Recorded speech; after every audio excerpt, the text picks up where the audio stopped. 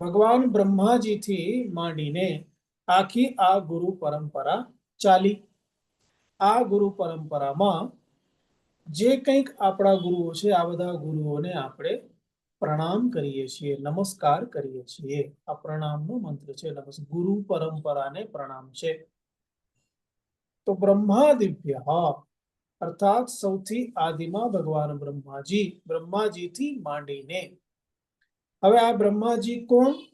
તો બ્રહ્મ વિદ્યા સંપ્રદાય કર્તૃભ્ય. આ બધા કોણ છે? બ્રહ્મ વિદ્યા સંપ્રદાયના કરનારા છે. બ્રહ્મ વિદ્યા, આ જે જ્ઞાન છે, આ જ્ઞાન આપવા માટે આ જે સંપ્રદાય, આખો એક સંપ્રદાયનો મતલબ રિલિજિયસ એવું નથી થતું. રિલિજનને લગતો આ શબ્દ નથી. સંપ્રદાયનો અર્થ છે સમ ઉપસર્ગ પૂર્વક પ્ર ઉપસર્ગ પૂર્વક દા ધાતુથી સંપ્રદાય બને છે. અર્થાત સમ એટલે ખૂબ સારી રીતે, અને પ્રાનો અર્થ છે કે પ્રકૃષ્ટ, અર્થાત અત્યંત પરિશ્રમ પૂર્વક જેને આ બધું આપ્યું. દા એટલે આપનાર, અને આપવાથી એકે આપ્યું બીજાને, બીજાએ આપ્યું ત્રીજાને, ત્રીજાએ આપ્યું ચોથાને, ચોથાએ આપ્યું પાંચમાને, અથવા એકે આપ્યું 10 ને, 10 જણાએ આપ્યું 20 ને, 20 જણાએ આપ્યું 50 ને કે 100 ને. આવી રીતે આખી એક પરંપરા, એક શૃંખલા જે બની એને કહેવાય સંપ્રદાય. હવે આ સંપ્રદાય એટલા માટે જ્યારે આપણે આખી પરંપરામાં કોઈ એક ગ્રુપને લઈએ તો એને કહેવાય આ સંપ્રદાય છે. દાખલા તરીકે વૈષ્ણવ સંપ્રદાય છે કે શૈવ સંપ્રદાય છે. શિવથી માંડીને આવી પરંપરાઓ આટલા બહોળા પ્રમાણમાં થઈ એટલે પછી એને આપણે સંપ્રદાય તરીકે કહી દઈએ છીએ. બરાબર? તો આ સંપ્રદાયનો મૂળ અર્થ છે. તો બ્રહ્મ વિદ્યાના સંપ્રદાય કરનારા, બ્રહ્મ વિદ્યાના સંપ્રદાય ઉભા કરનારા જે લોકો બ્રહ્માજીથી માંડીને કેટલા બધા લોકો થયા? તો અત્યાર સુધીના આપણા બધા આ બ્રહ્મ વિદ્યાના સંપ્રદાય ઉભા કરનારા થયા. અને આ બધા કેવા છે? તો અહીંયા યાદ અપાવે છે કે વંશર્ષિભ્ય. વંશર્ષિ અર્થાત આપણા બધા વંશના ઋષિઓ. આપણા જે તે વંશના ઋષિઓ, એના પ્રમાણે તો આપણું કુલ અને ગોત્ર ઓળખાય છે. આપણા ગોત્ર કોઈ ને કોઈ ઋષિ ઉપરથી ગોત્ર છે. આ બધા ઋષિઓ, વંશના બધા ઋષિઓ, અને આ બધા ઋષિઓ કેવા છે? મહદ્ભ્ય એટલે કે મહત, એટલે કે ખૂબ જ પૂજનીય છે, આદરણીય છે. એવા બધા ગુરુભ્ય નમઃ. આ બધા ગુરુઓને પ્રણામ છે, નમસ્કાર છે. આ બ્રહ્મ વિદ્યા પ્રાપ્ત કરતા પહેલા આવી રીતે આપણે પ્રણામ કરી રહ્યા છે આખી ગુરુ પરંપરાને. અને હું કોણ છું? મને જે આ જ્ઞાન આ ગુરુઓએ આપી રહ્યા છે, આપે છે, તો એ હું કોણ છું? સર્વ ઉપપ્લવ રહિત. ઉપપ્લવ એટલે આ જે કંઈક જગત, સંસાર, આ સૃષ્ટિ, એમાં જે કંઈક ચય અપચય એટલે જે કંઈ વધે ઘટે વગેરે, વધવું ઘટવું, આ જે કંઈક સંસાર છે, પરિવર્તન પામવું વગેરે વગેરે, આ બધા ઉપપ્લવથી હું રહિત છું. અર્થાત આ સર્વ કંઈ સંસાર ભલે બદલાતું હોય, જગત બદલાય, જગત ઉત્પન્ન થાય, અત્યારે દેખાય પછી લય પામી જશે, પણ હું એમાં ઉત્પન્ન થતો નથી. હું આ જગત સાથે ભલે દેખાતો હોઉં, જગત લય પામે તો પણ હું લય પામતો નથી. એવી રીતે આ હું કેવો છું? પ્રજ્ઞાન ઘન. અર્થાત હું તો પ્રજ્ઞાન ઘન છું. પ્રજ્ઞાન ઘન એટલે જ્યાં જ્ઞાન માત્ર છે. દાખલા તરીકે કે બહુ ગાઢ અંધકાર છે. ગાઢ અંધકાર છે એટલે એવો અંધકાર કે જેમાં આપણી આંગળી કે આપણો હાથ પણ આપણને ન દેખાય, એને ગાઢ અંધકાર કહેવાય. એવી રીતે એટલો પ્રકાશ કે જેમાં આપણે પણ આપણી જાતને, આપણા હાથને કે આંગળીઓને ના જોઈ શકીએ. એટલો પ્રકાશ, બધું જ અભિભૂત થઈ જાય. એવી રીતે જ્ઞાન, પરમાત્મા એ જ્ઞાન સ્વરૂપ છે. એ સ્વરૂપથી જ્ઞાન સ્વરૂપ એટલે કેટલું જ્ઞાન? આમ તો એક વસ્તુનું, બે વસ્તુનું કે ત્રણ વસ્તુનું એવું નહીં. એ પ્રજ્ઞાન પ્રકૃષ્ટ એટલે સંપૂર્ણ જ્ઞાન, અને એ સંપૂર્ણ જ્ઞાન પાછું કેવું? ઘન એટલે કે ગાઢ, એટલે કે જ્યાં જ્ઞાન સિવાય બીજું કોઈ અસ્તિત્વ જ નથી એવા પ્રજ્ઞાન ઘન એવો, અને પ્રત્યગ અર્થ પ્રત્યક આત્માને કહેવાય પ્રત્યક, આત્મ સ્વરૂપ એવો હું કોણ છું? બ્રહ્મ એવ અહમસ્મિ, હું બ્રહ્મ જ છું, હું બ્રહ્મ જ છું. એવી રીતે આપણે પ્રાર્થના કરીએ છીએ, ઓમ શાંતિ શાંતિ શાંતિ. આ ત્રણ જે શાંતિ છે તે ત્રિવિધ શાંતિ છે, આધિદૈહિક, આધિદૈવિક અને ભૌતિક, આધિભૌતિક, આ ત્રણ પ્રકારની શાંતિ. તો આ મંત્રનો અર્થ થયો. હવે આપણે પ્રકરણમાં પ્રારંભ કરીએ. પ્રારંભ કરતા પહેલા એક વખત શ્લોક બોલીએ. સાધના પંચકમનો પ્રથમ શ્લોક ઉચ્ચારણ કરીશું. હું બોલાવડાવું, મારી પાછળ બોલજો. કયો શ્લોક હતો સ્વામીજી? પ્રથમ જ શ્લોક છે, હજુ તો પ્રથમ જ ચાલે છે. પ્રથમ જ હતો ને, આપણે બીજો નથી આવ્યો. પહેલો જ ચાલે છે. પહેલો શ્લોક. વેદો નિત્યમધીયતામ તદુદિતમ, વેદો નિત્યમધીયતામ તદુદિતમ, કર્મસ્વનુષ્ઠીયતામ, કર્મસ્વનુષ્ઠીયતામ, તેનેશસ્ય વિધીયતામપચિતિઃ, તેનેશસ્ય વિધીયતામપચિતિઃ, કામ્યે મતિસ્ત્યજ્યતામ, કામ્યે મતિસ્ત્યજ્યતામ, પાપૌઘઃ પરિધૂયતામ ભવસુખે, પાપૌધ પરિધૂયતા ભવસુખે. પાપૌઘઃ, ઘ છે. ઓકે, હા. અઘ, અઘ એટલે અઘ, પાપનો અઘ એટલે કે સાગર, સંસાર. પાપૌઘઃ પરિધૂયતામ ભવસુખે, પાપૌઘ પરિધૂયતામ ભવસુખે, દોષોનુસંધીયતામ, દોષોનુસંધીયતામ, આત્મેચ્છાવ્યવસીયતામ નિજગૃહાત, આત્મેચ્છાવ્યવસીયતામ નિજગૃહાત, પૂર્ણમ વિનિર્ગમ્યતામ, પૂર્ણમ વિનિગમ્યતામ. તો આમાં વેદઃ નિત્યમ અધીયતામ, આ પહેલું સાધન છે.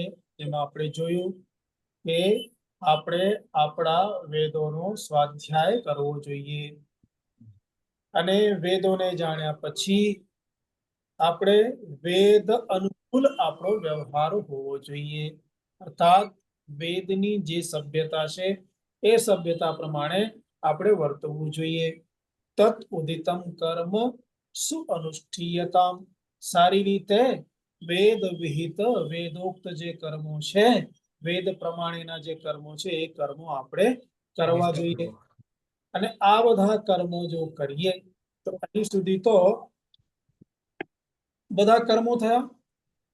વેદ વિહિત કર્મોમાં સકામ કર્મ પણ વેદ વિહિત કર્મોમાં આવી જાય. કોઈને સ્વર્ગ જોઈતું હોય, કોઈને પુત્ર જોઈતા હોય, કોઈને પાણી વરસાવવું હોય, કોઈને કઈ હોય, કોઈને અગ્નિ ઉત્પન્ન કરવો હોય, તો કઈ પણ જેવી કામનાઓ છે, ઈચ્છા છે, એ બધી ઈચ્છાઓ, એ બધી કામનાઓ જે તે અનુષ્ઠાનથી પૂર્ણ થાય છે. તો એ બધા કર્મથી, અનુષ્ઠાનથી તમે એને પ્રાપ્ત કરી શકો.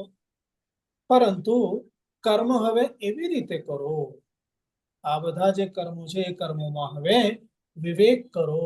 એ કર્મોને એવી રીતે કરો કે જે કર્મ જ ભગવાનની ભક્તિ બની જાય. એટલે તેન ઈશસ્ય અપચિતિઃ વિધીયતામ, તેન કર્મણા, એ બધા કર્મથી, કર્મો વડે ઈશ્વરની અપચિતિઃ એટલે કે ભક્તિ, વિધીયતામ, ઈશ્વરની ભક્તિ કરો. તો આ પ્રકરણમાં આપણે જોતા હતા અહીંથી, એટલે કે જે તૃતીય નંબરનું જે સાધન છે, આ સાધનથી અહીં કર્મયોગ પ્રારંભ થાય છે. કર્મયોગનો મતલબ છે કર્મ વડે પરમાત્મા સાથે જોડાવું, અર્થાત આ જે કર્મ છે એ પરમાત્મા સાથે જોડાવા માટે સાધન બને છે. તો યુજ, યુજીર, યોગે આ ધાતુ છે જોડવાના અર્થમાં. કોની સાથે? પરમાત્માની સાથે. તો કર્મયોગ કહેવાય. આપણે સામાન્ય વ્યવહારમાં બી કહીએ યોગાનુયોગ આપણે મળ્યા, યોગાનુયોગ આપણે મળ્યા, અર્થાત એવો યોગ બન્યો કે આપણે મળ્યા, એને કહેવાય એવું માધ્યમ બન્યું કે આપણે મળ્યા. તો આ સામાન્ય વ્યવહારમાં યોગ. પરંતુ અહીં જે યોગ શબ્દ ઉપયોગમાં આવે છે કે પછી શાસ્ત્રમાં જે યોગ શબ્દ કહેવામાં આવે છે એ શબ્દ સામાન્ય અર્થને પ્રગટ કરવા માટે નથી. આ શબ્દ છે પરમાત્મા સાથે જોડાવું, જોડાણ, એના માટે છે. તો કર્મ થકી પરમાત્મા સાથે કેવી રીતે જોડાવાય? આ એક પ્રશ્ન છે.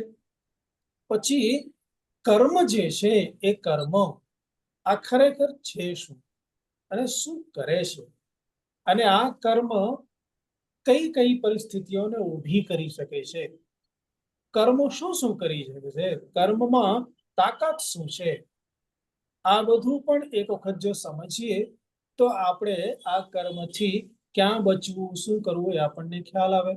જેવી રીતે વિષ, એ વિષમાં વિષની તાકાત શું છે આપણને ખ્યાલ છે, એની વ્યાખ્યાની જરૂર નથી. વિષની તાકાત છે પ્રાણ હરણ કરી શકે છે. જ્યારે પ્રાણ હરણ કરી શકે છે એ વિષની તાકાત આપણને ખ્યાલ હોય તો શું આપણે વિષનું ભક્ષણ કરવાના નથી? કરવાના. હા, જેને પ્રાણ ત્યજી દેવો હોય એ વિષપાન કરી શકે, પણ એની તાકાત ખબર હોય તો ટૂંકમાં વિષપાન કરવાથી પ્રાણ હરણ થઈ શકે છે, માટે વિષપાનથી દૂર રહેવું. આ બીજું તો બે વસ્તુ છે. એવી રીતે આ કર્મો પણ એવી રીતે છે. આ કર્મોની તાકાત, આ કર્મોને જો સમજી લઈએ તો આ કર્મોથી બચી શકીએ. નહીતર આ જ કર્મો શું કરશે? નવા નવા બધા વિષયોને ઉભા કરશે, અને પછી નવા નવા વિષયો થકી નવું નવું જીવન, એટલે કે જન્મો મરો, જન્મો મરો, એ આપણે આગળ હમણાં વિસ્તારથી જોઈશું કે કેવી રીતે આ કાર્ય કરે છે. હવે જ્યારે એમ કહેવામાં આવે કે કર્મ જે છે તે ઈશ્વર વિહિત કર્મ, તો ઈશ્વર વિહિત કર્મ એને કર્તવ્ય કહેવાય. કર્તવ્યનો અર્થ છે કરવાને યોગ્ય. જેવી રીતે ગંતવ્ય, જવાને યોગ્ય, વક્તવ્ય, આ મારું વક્તવ્ય અહીંયા પૂરું કરું છું. કોઈ એમ કે તો વક્તવ્ય એટલે બોલવાને યોગ્ય જેટલું હતું એટલું બોલાઈ ગયું, તો કે પૂરું કરું છું, તો વક્તવ્ય. એવી રીતે કર્તવ્ય, કર્તવ્ય એટલે કરવાને યોગ્ય. જે કરવાને યોગ્ય છે એ જ વેદો વિધાન કરે છે, એ જ કર્મોના વિધાન વેદો કરતા હોય છે. માટે એવું કહેવાય કે કર્તવ્ય એટલે શું? કર્તવ્યનો અર્થ છે કે જેને કરવા માટે તમારે બહુ આમ તેમ વિચારવું પડે, એ કર્તવ્ય નથી. કર્તવ્ય એટલે એમાં વિચારની કોઈ આવશ્યકતા નથી, એ કરવાનું જ છે.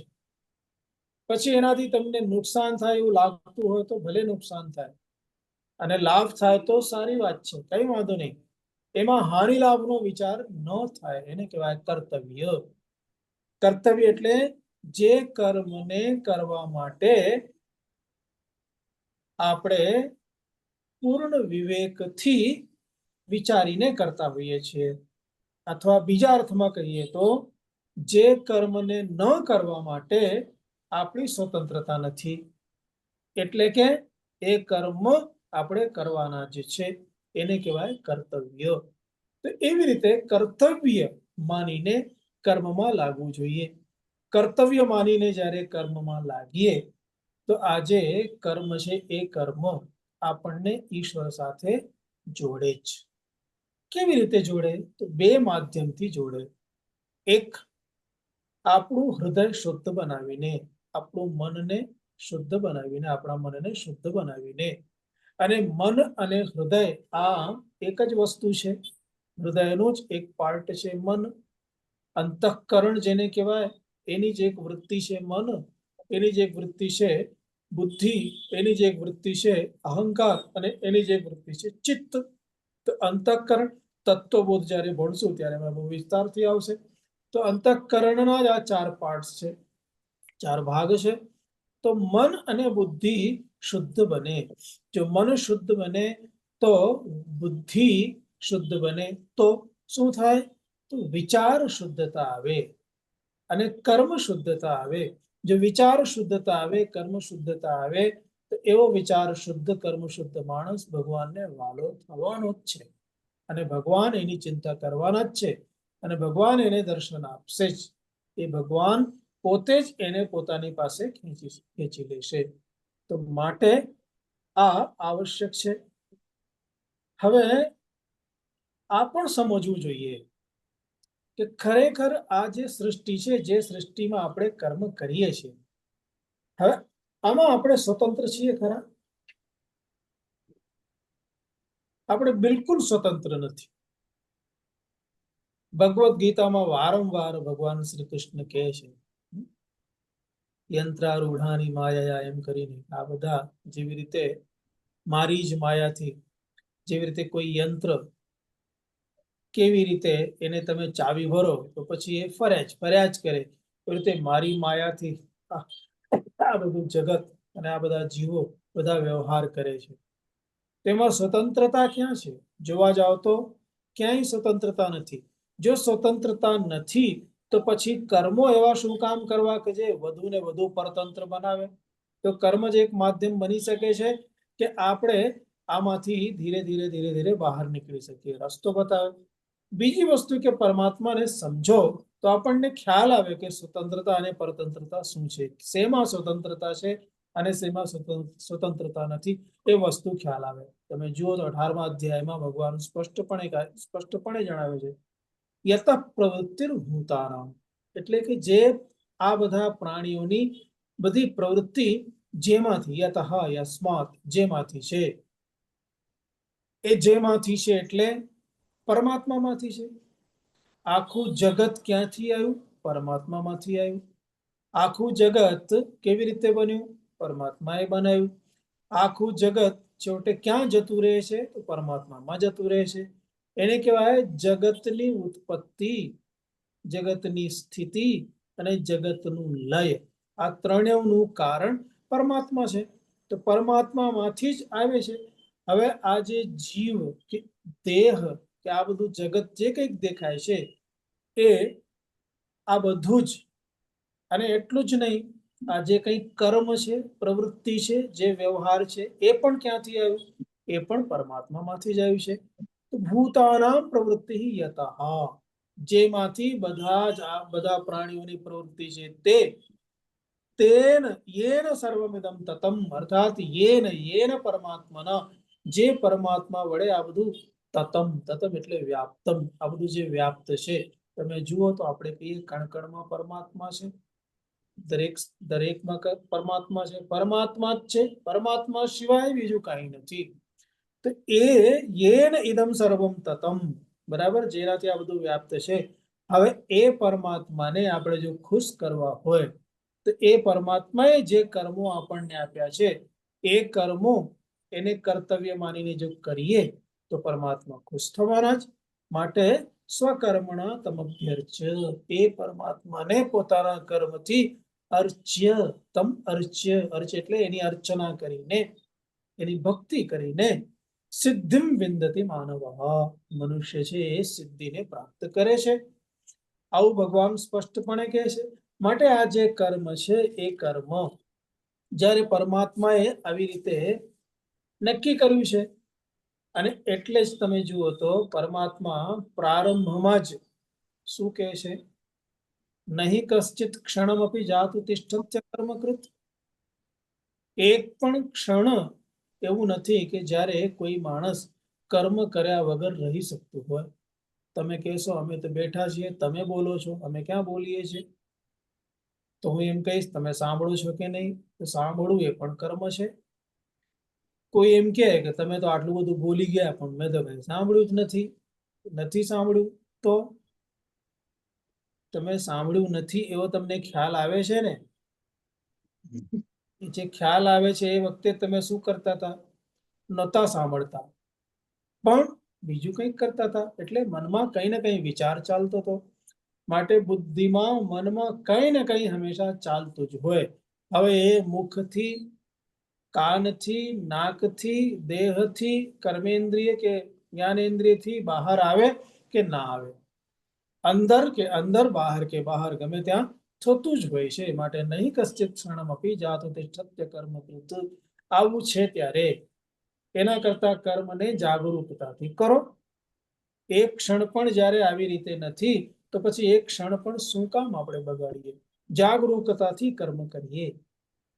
સમજવાનું શું છે કે આ જે કર્મ છે, આ કર્મ જ આપણા માટે સાધન છે. મુક્ત થવું હોય તો પણ આ કર્મ જ સાધન છે, અને સંસારમાં વધુ ને વધુ રમવું હોય તો પણ આ કર્મ સાધન છે. સ્વર્ગલોકની યાત્રા કરવી હોય તો પણ કર્મ સાધન છે, અને આ લોકમાં જ સમગ્ર પૃથ્વીના પાલક તમારે થવું હોય તો પણ કર્મ થકી જ મળશે.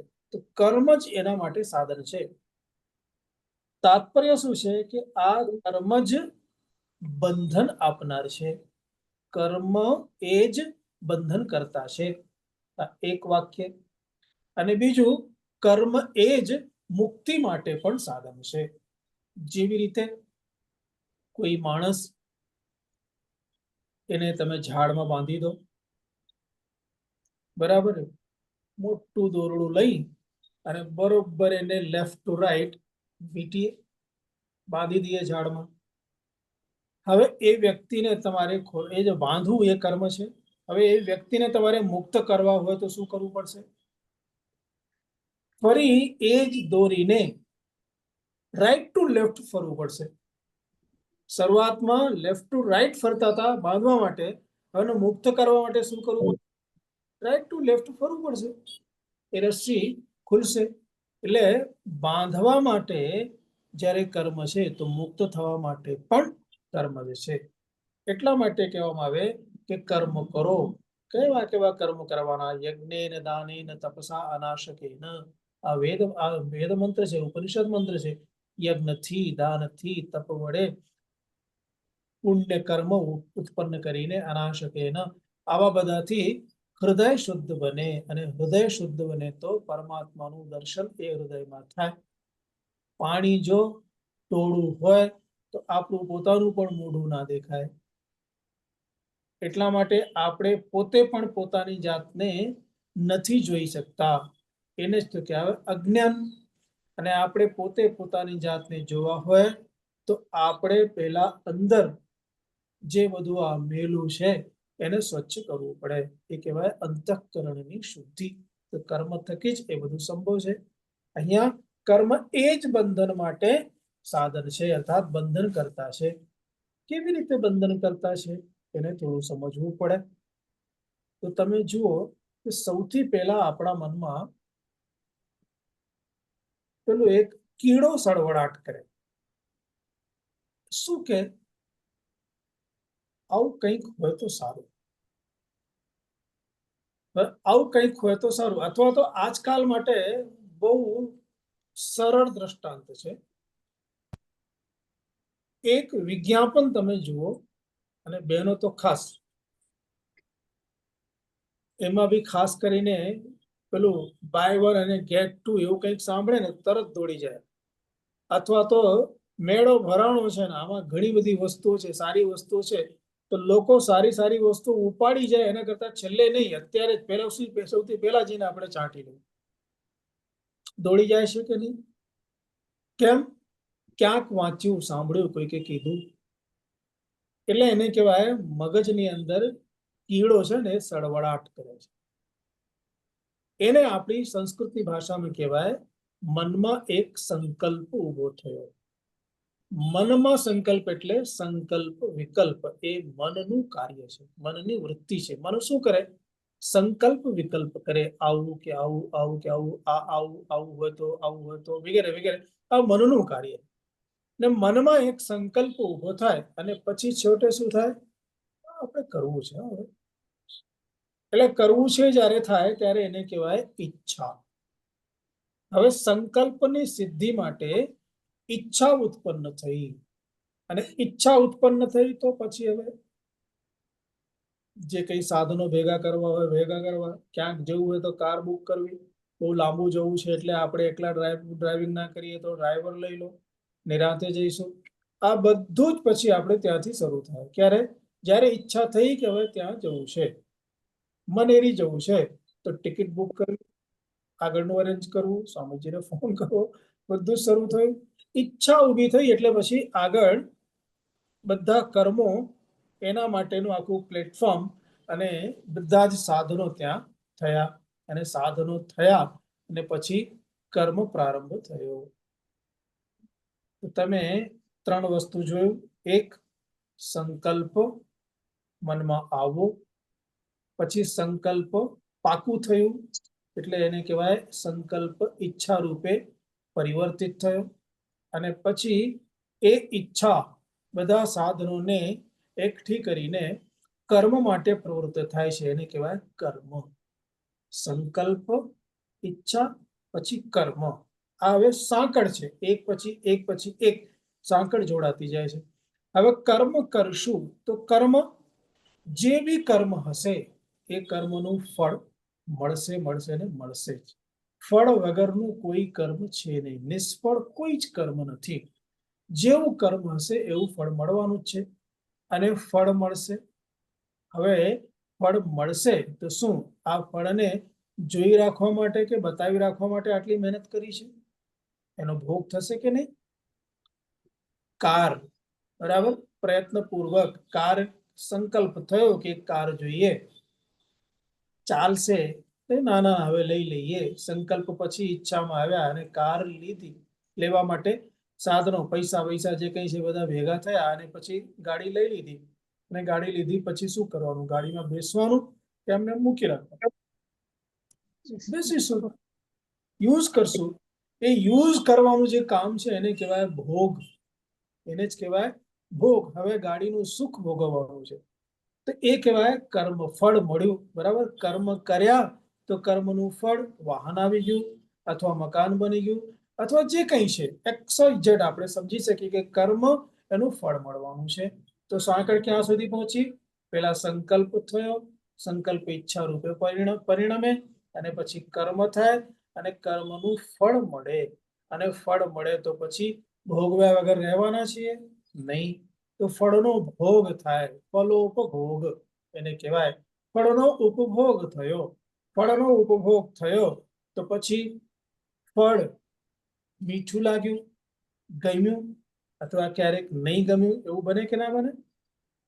તમે જે કંઈ ભોગવો એ ક્યારેક તમને ગમે તો ક્યારેક ના ગમે, એવું બી બને. તેમાં બને. ગમા અને અણગમા બે ઉભા થાય. એ ગમા અને અણગમાને કહેવાય મીઠું અને ખાટું. આપણે એમ કહીએ તો મીઠું અને ખાટું, અથવા કડવું.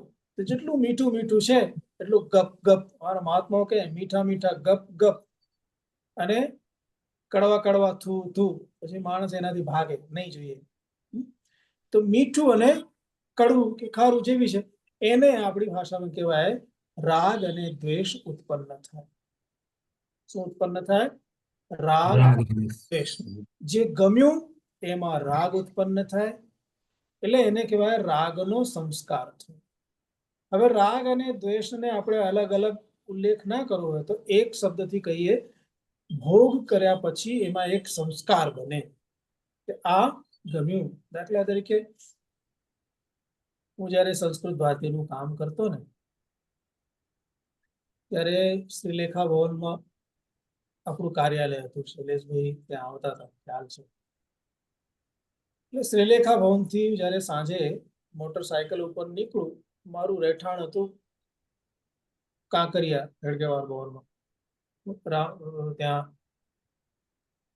રામ નિવાસમાં હેડગેવાર ભવનનું જે એનું જ એક મકાન. ત્યાં જતો તો નીકળ્યા પછી દિવાન વલ્લુભાઈ સ્કૂલની સામે પાણીપુરી વાળો હતો, અને બહુ સરસ પાણીપુરી ખવડાવે. એક વખત કોઈકે મને કીધું, આ નીતિન કે પ્રાચી કે કોઈક હશે, મને યાદ નથી, આમાંથી કોઈકે કીધું કે અહીંયા છે ને બહુ સરસ પાણીપુરી આપે છે. તો આપણે ચાલો આજે જરા, તમે તો ફર્સ્ટ ટાઈમ આવો તો ચાખો તો ખરા. અને ચાખ્યો અને ખરેખર મને ગમી ગઈ પાણી, ચટકો લાગ્યો. ચટકો લાગ્યો. હવે હું જ્યારે ત્યાંથી નીકળું, કારણ કે આપણે લેફ્ટ ટર્ન કરીએ એટલે બાજુમાં જ આવે બાઈક, ત્યાંથી નીકળે એટલે હવે બ્રેક વાગી જ જાય. એટલે લગભગ જ્યારે મારે કર્ણાવતી અમદાવાદમાં રહેવાનું તો નીકળું ત્યારે એની પાણીપુરી ખાવું. શા માટે? કારણ કે એ મને ગમી ગઈ. અને આ ગમવાનું જ કહેવાય રાગ. એટલે સંસ્કાર ટૂંકમાં ગમવા રૂપનું સંસ્કાર થયું. અને જે વસ્તુ ગમે એ વારંવાર કરવાની ઈચ્છા થાય, અને જે વસ્તુ ના ગમે એનાથી ભાગવાની ઈચ્છા થાય. કાં તો એના માટે ભાગો, કાં એનાથી ભાગો. આ બે કામ રહ્યું. ભાગવાનું તો કરું, એના માટે ભાગો કે એનાથી ભાગો. આ થયો સંસ્કાર. હવે જ્યારે સંસ્કાર થયો તો જ્યારે પાણીપુરીની સામે જઈએ ત્યારે મનમાં ઉભો થાય ચલો ખાઈ લેવી. ના જવા દે, બહુ ખાય, આ ખોટી ટેવ નહીં બગાડવી. કરતા પણ બ્રેક તો વાગી જાય. તો સંસ્કાર થાય એટલે ફરી મનમાં સંકલ્પ થાય. હા ના કરતા હા થઈ જાય. સંસ્કાર થાય, સંકલ્પ થાય. સંકલ્પ થાય તો શું થાય? ઈચ્છા થાય. ઈચ્છા થાય તો શું થાય? કર્મ થાય તો શું થાય? ફળ મળે. ફળ મળે તો શું થાય? ભોગ થાય. ફળનો ભોગ થાય તો શું થાય? ફરી થાય. એક સંસ્કાર ઉપર આનો આ જ બીજો સંસ્કાર થયો. બ્લેક ઉપર તમે વ્હાઈટ કરો તો થોડું ચેન્જ આવે. અહીં તો શું છે? બ્લેક ઉપર બ્લેક, બ્લેક ઉપર બ્લેક, બ્લેક ઉપર બ્લેક, અથવા રેડ ઉપર રેડ, રેડ ઉપર રેડ મારતા ગયા. સંસ્કાર ઉપર સંસ્કાર, સંસ્કાર ઉપર સંસ્કાર, પછી કેટલો બધો ઘાટો સંસ્કાર થતો જાય છે. પણ આ સંસ્કાર ટૂંકમાં ફરી સંકલ્પ તરફ લઈ જાય. તો સંકલ્પ, એનાથી ઈચ્છા, કર્મ, પછી કર્મ ફળ, પછી કર્મ ફળનો ભોગ, પછી સંસ્કાર, ફરી સંકલ્પ, ઈચ્છા, કર્મ. આવી રીતે આ એક ચક્ર બની જાય છે. અને આ ચક્રમાંથી પછી નીકળાતું નથી. ભગવાન શંકરાચાર્યજી કહે છે કે આ કેવું છે? તમે જુઓ, કુર્વતે કર્મ ભોગાય, શ્લોક છે ભગવાનનો. કુર્વતે કર્મ ભોગાય કર્મ કર્તુમ ચ ભુંજતે નદ્યામ કીટા ઇવાવર્તાઃ આવર્તાત આંતરમ આશુતે વ્રજંતો જન્મનો જન્મ લભંતે નૈવ નિર્વૃતિમ. આ શ્લોક છે. આપણે સિમ્પલ અર્થ સમજી લઈએ. માણસ શું કરે છે? કર્મ શેના માટે કરે છે? ભોગ માટે. કુર્વતે કર્મ ભોગાય, ભોગ માટે કર્મ કરે છે. અને પછી કર્મ કર્તુમ ચ ભુંજતે, પેટમાં નાખ્યું હોય તો કામ થાય. પેટ ખાલી હોય તો કામ થાય ખરું? માટે ખાય શેના માટે? કર્મ કરવા માટે. સવારમાં ઉઠીને આપણે દોડાદોડી કરીએ છીએ. શા માટે? ખાડો પૂરવા. અને ખાડો પૂરીએ તો બીજા દિવસે સવારમાં ઉઠીને કંઈક કામ કરવા માટે તાકાત હોય, નહીંતર તાકાત ના હોય. તો આ ચેનલ બની ગઈ છે. કર્મ કરીએ ખાવા માટે કે ભોગ માટે, સુખ માટે. અને પછી આજે સુખ મેળવીએ, ભોગ મેળવી લઈએ તો બરોબર એકદમ જરા ઉત્સાહમાં આવી જઈએ, ટાળા થઈ જઈએ, અને પછી ફરી કર્મમાં જઈએ. તો આપણે આ જ કરીએ છીએ. સવારે ઉઠીને ઓફિસ જઈએ, ઓફિસથી આવીએ પછી ખાઈ પીને સુઈ જઈએ, સવારમાં ફરી ઓફિસ. તો તમે જુઓ તો આ જગતની પ્રવૃત્તિ છે. પૂર્વતે કર્મ ભોગાય, માણસ ભોગ માટે કર્મ કરે છે. અને પછી આ કર્મ કરવા માટે જ પાછો ભોગ કરે છે. આ બંનેના સંબંધ થયા. કર્મ કર્તુમ ચ ભુંજતે. અને પછી શું થયું? કર્મ કરો, ભોગવો. કર્મ કરો, ભોગવો. કર્મ કરો, ભોગવો. અથવા ભોગવો, કર્મ કરો, ભોગવો. જેમ જોવું હોય તેમ. એને કહે છે ભગવાન કે માટે શું છે? માણસ વારંવાર આ ભોગ કરવા માટે જન્મ મેળવે છે, અને ભોગવે છે, અને મરી જાય છે, અને પછી કરેલા કર્મોને ભોગવવા માટે ફરી પાછો જન્મે છે. કેવી રીતે? દૃષ્ટાંત આપે છે. નદ્યામ કીટાઃ ઇવ. જેવી રીતે નદીનો પૂર બરોબર જતો હોય અને એમાં એક કોઈ કીડો જો પડી જાય તો શું થાય?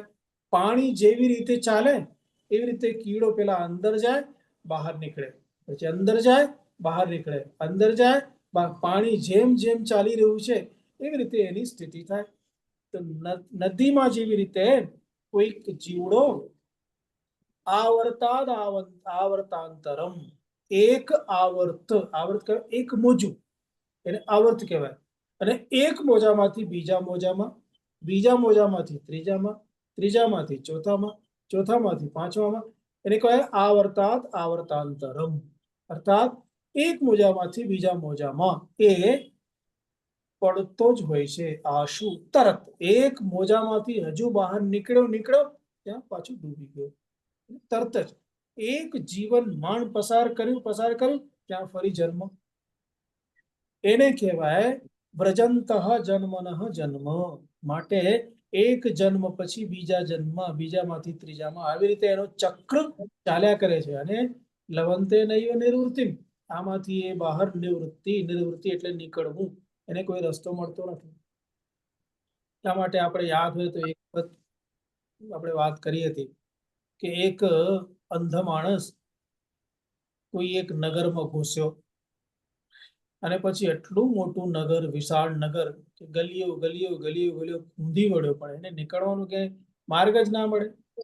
પછી એક બુદ્ધિમાન માણસે કહ્યું કે તમે એક કામ કરો, આ જે દિવાલ છે ને એને પકડો.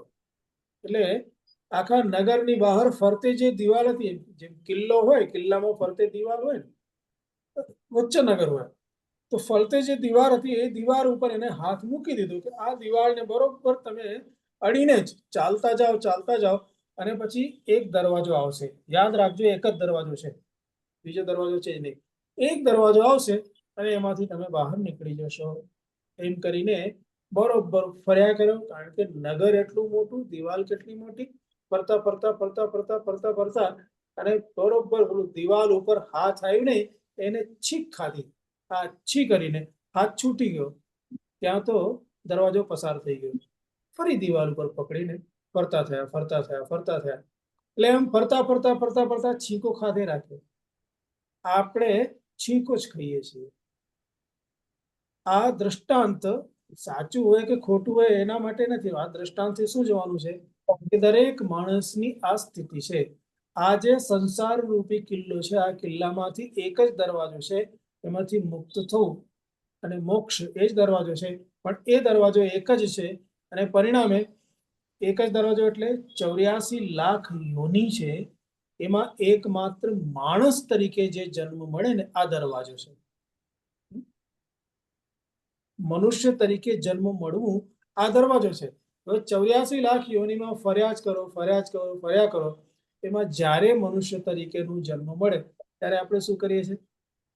આપણે ખણ આવે છે. ખણ એટલે એને કહેવાય ને કે છીંકો આવે છે નથી, ક્યારેક ખણ આવે, ને ક્યારેક કઈ થાય તો આપણને ખણ આવે છે. ખણ્યા જ કરીએ. ખણવાનો આનંદ એક છે ને, બહુ ભયંકર સુખ છે ખણવાનું. જેને કોઈને હલાઈઓ થઈ ગઈ હોય તો તમે જોજો કેટલી મજા આવે. પછી અમુક તો લાકડું પેલું એક હાથ વાળું કંઈક આવે છે, દાંડિયા લઈને પછી એનાથી બરોબર શું કરો છો, બહુ ખણ આવે છે, તો શું બહુ મજા આવે છે ખણ્યા. એટલે ખણવાનું પણ કેટલું સુખ છે. તો માણસ આવી રીતે ખણ્યા જ કરે છે, ખણ ખાધે રાખે, અને પછી એમ કરતા કરતા માણસ તરીકેનું જીવન એનું પૂરું થઈ જાય છે. જે જીવનમાં આવું કંઈક સાંભળીને બહાર નીકળવાનું હતું, એ જીવનમાં એને ભોગોમાં જ, સુખમાં જ કાઢી નાખ્યો. અને ક્યારેક સત્સંગ કર્યો નથી, ક્યારે એને ઉપનિષદ સાંભળ્યું નથી, ભગવાનની ભક્તિ કરી નથી, જ્ઞાન મળ્યું નહીં, અને જીવન પૂરું થયું. તો આ સંસાર છે, લભંતે નૈવ નિવૃત્તિ. હવે આ કર્મ છે. હવે આવી રીતે એને જો બહાર નીકળવું હોય તો સમજવું પડે.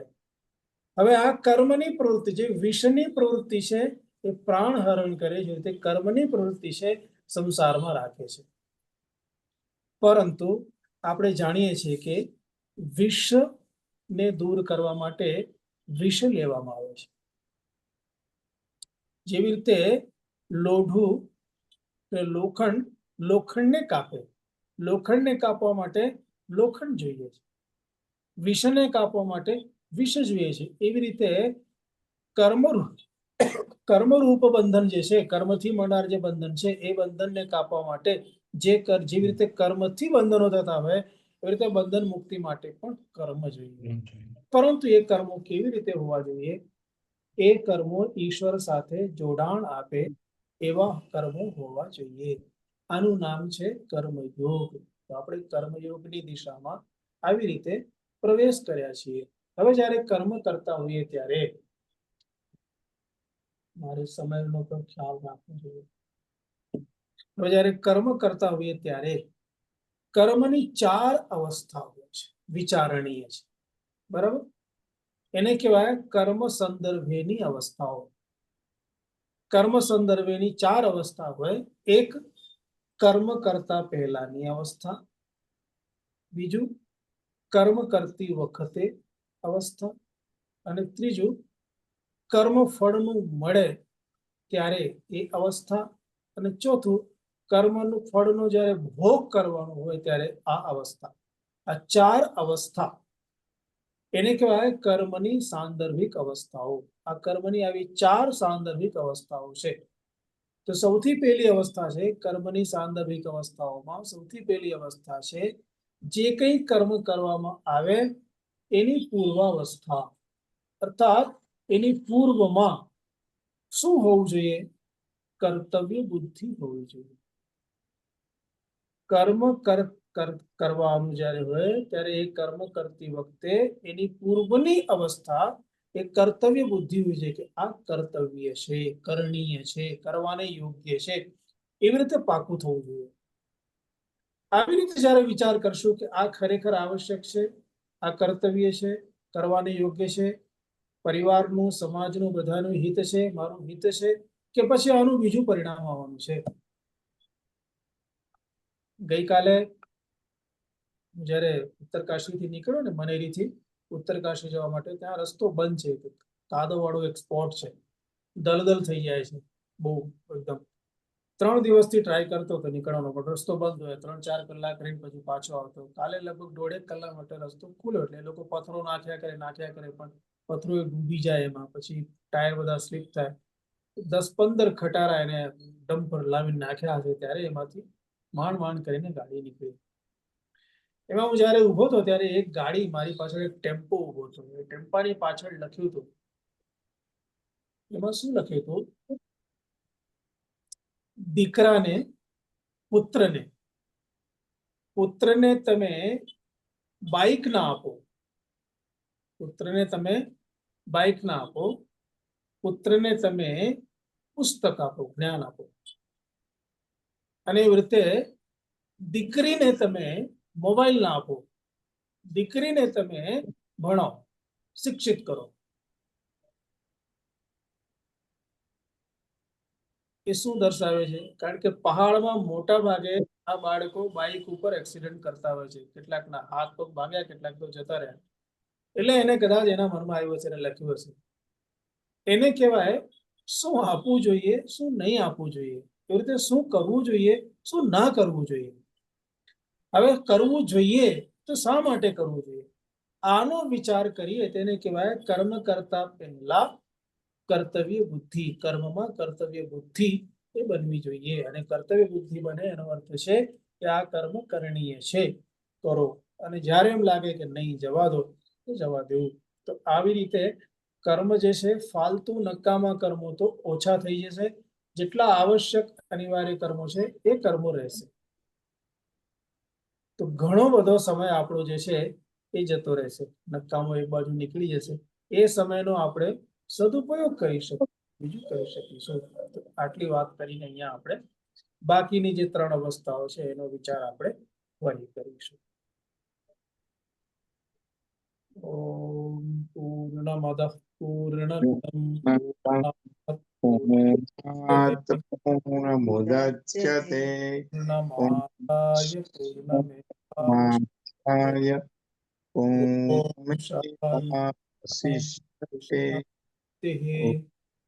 હરિ ઓમ શ્રી ગુરુભ્યો નમઃ.